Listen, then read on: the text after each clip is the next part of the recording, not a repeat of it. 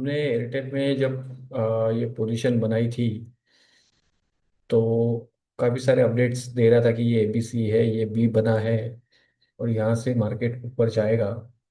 और कल मैंने एक पोस्ट भी किया था, उसके बाद एक अपडेट यहाँ पर एक देखो, एक मूव आती है ऊपर और ग्रिड में या फिर पैनिक में या फोमो में या फिर कुछ भी कहो उसको, लोग प्रॉफिट बुक करके भाग जाते हैं। यहाँ पर देखो क्या हुआ था, एक मूव आई है तो यहाँ पर एक छोटा प्रॉफिट होता है तो लोगों को लगता है बहुत हो गया। लेकिन मैंने जैसे कहा है कि जब आप सिर्फ एक इंडिकेटर को आपके चार्ट पर लगाओगे तो आप एक अलग लेवल के ट्रेडर बन जाओगे।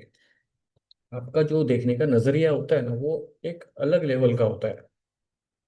जब लोगों को लगता है कि यहाँ पर सप्लाई है या फिर यहाँ पर ब्रेकआउट होगा नहीं होगा, और अगर आप आरएसआई को देखोगे तब आपको पता चल जाता है कि मार्केट ब्रेकआउट करेगा और ऊपर चले जाएगा।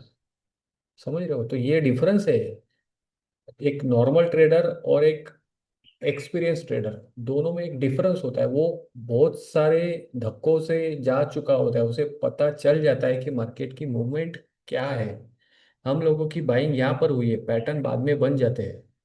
उसके बाद भी जब आप होल्डिंग के लिए आपको देखना होता है ना कि अब जैसे कि ये तो बन गया, लेकिन उसके बाद कन्विक्शन कैसे बढ़ता है। मैंने ये चार्ट ऐसे ही थोड़ी पोस्ट किया हुआ है, उसके पीछे रीजन है ना। क्या है ये, यहाँ पर एक बाउंस आया सपोर्ट से और देखो प्राइस गिर गया। अब क्या होता है, ये ट्रेड लाइन है, यहाँ पर इसके ऊपर लोग बाइंग में बैठेंगे, इसके ऊपर बाइंग में बैठेंगे, इसके ऊपर बाइंग में बैठेंगे। ये एक अलग लेवल की ट्रेडिंग है। ये क्या होता है, ये बच्चों की ट्रेडिंग होती है कि इसके ऊपर जाएगा, सस्टेन करेगा, 50 मिनट का कैंडल बनेगा, फिर कंफर्मेशन होगा, फिर कोई उनका मूविंग एवरेज होगा, फिर एमएससीडी होगा, जो भी लगाएंगे स्टोकेस्टिक होगा, सुपर ट्रेंड होगा, वो जब बाय बोलेगा तब मैं बाय करूंगा। ऐसा होता है। लेकिन हमारी ट्रेडिंग अलग होती है, हम पहले ही जोन में बाय करेंगे, उसके बाद पैटर्न बनेगा।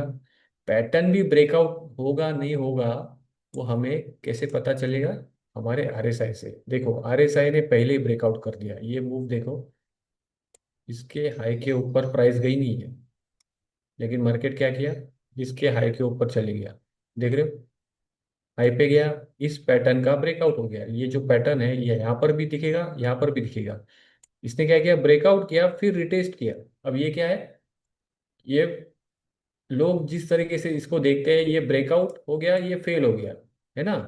तो यहाँ पर नजरिया उनका अलग हो जाता है कि ये तो ब्रेकआउट फेलर हो गया, तो अब बाई नहीं करना है। लेकिन हमारे लिए क्या था ये, हमारे लिए ये एक रिटेस्ट पॉइंट था, जहाँ पर आरएसआई रिटेस्ट करेगा, आरएसआई ऊपर जाएगा, ऑटोमेटिकली प्राइस उससे ऊपर चले जाएगा। और क्या हुआ है, चार्ट पे चलेगी अभी। तो हर एक ट्रेड को लेने के लिए ये देखो क्या क्या हुआ है यहाँ पर।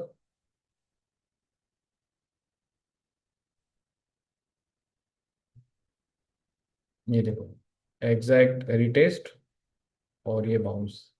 तो ये देखो रिटेस्ट कहाँ, ये प्राइस को नहीं देखना है, आरएसआई को देखना है। आरएसआई आगे चलता है, प्राइस उसके पीछे पीछे भाग गई।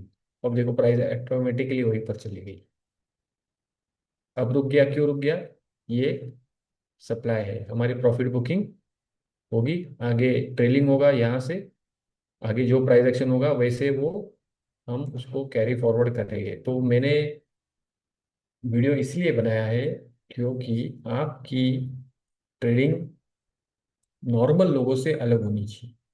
आपको पता होना चाहिए कि ब्रेकआउट होगा नहीं होगा, ठीक है ना। ब्रेकआउट इसके ऊपर कहाँ बाई करोगे, आज इसने यहाँ पर एंट्री की होगी लोगों ने यहाँ पर, और स्टॉप लॉस ये होगा या फिर ये होगा। आप डिफरेंस देखो कितना स्टॉप लॉस है, और आप यहाँ पर एंट्री करते हो तो अभी आप कितने परसेंट में प्रॉफिट में हो, आप ट्रेल करोगे।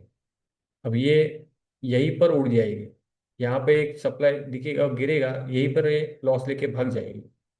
ठीक है, तो डिफरेंस है। और इस एनालिसिस का पावर है, आरएसआई ये एक ही इंडिकेटर आपके पूरे चार्ट पे होना चाहिए। ठीक है, ये 1000 बार बोल चुका होगा।